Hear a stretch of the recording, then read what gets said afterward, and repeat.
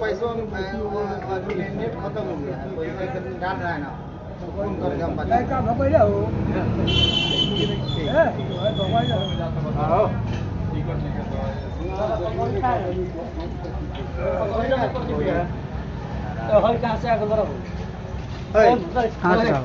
कहाँ से कहाँ हो कहाँ से कहाँ हो लाठी कहाँ से कहाँ हो कहाँ से कहाँ हो कहाँ से कहाँ हो लाठी कहाँ उठा ले रहे कहाँ से कहाँ हो कहाँ से कहाँ हो कहाँ से कहाँ हो कहाँ गए थे कहाँ गए कहाँ से कहाँ हो कौन है कहाँ से कहाँ हो क्या बोलता रहो बैठिए बैठिए क्या बोलता रहो हटो ना बैठो ना वो गाड़ मारे लो निकाह बांध क्या बोलता रहो तू पकड़ी का ए बैठिए पकड़ी क्यों हमरा आवड़ी चाहिए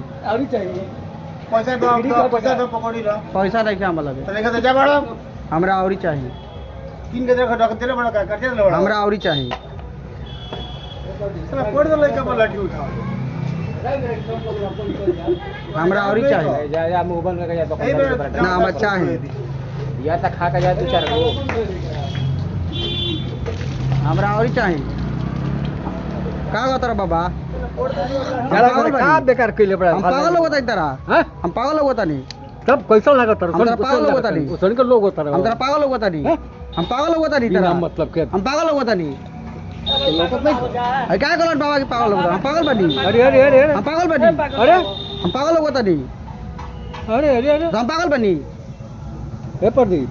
हम पागल बनी अरे खा लो हम ना खा बाबा क्या कलर हम पागल बनी हम पागल बनी जा ना जा खा खा को जा कब बाबा की गलती हो गई कब बाबा की गलती हो गई ए धरा खा लो जा कब बाबा की गलती हो गई जल्दी कब गलती हो गई हमें ना चाहिए क्या बाबा कलर की पागल बनी जा जा जा जा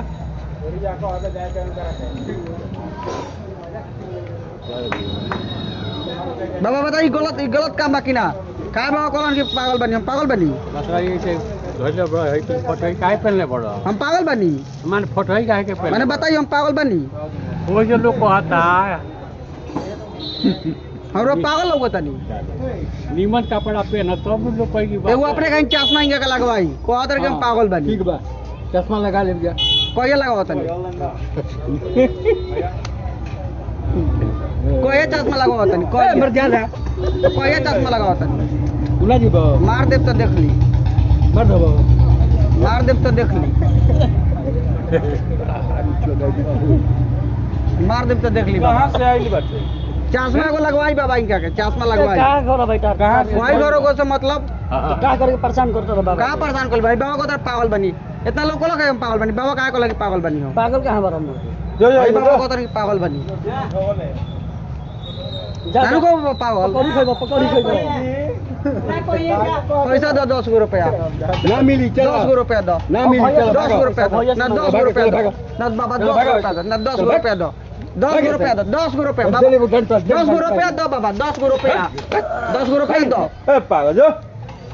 कहां घूमत रहो तारी भेद तोरा मरबा हमरा के मार आओ मार लो हमरा के बोल आओ मार लो भले हमरा के मार लो ताकि 10 गो रुपया दो एको पैसा ना मिली 10 गो दे दो एगो पैसा ना 10 गो दे दो 10 ना मिलता 10 गो पैसा मिलता है जमा